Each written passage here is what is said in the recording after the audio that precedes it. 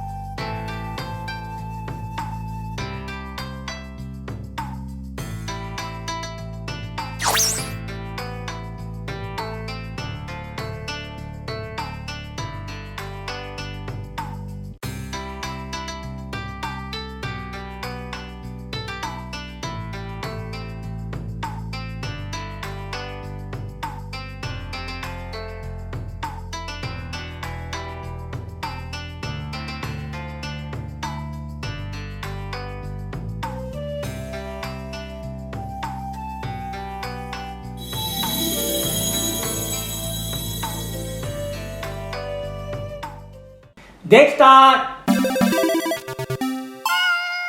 Ora assaggio! Itadakimasu!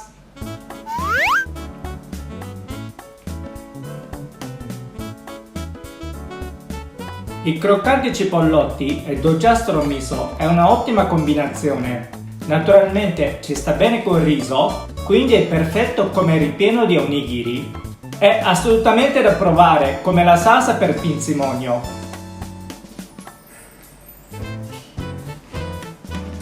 Provate la mia ricetta di negi miso. Se vi è piaciuto questo video mettete mi piace e iscrivetevi per altre ricette.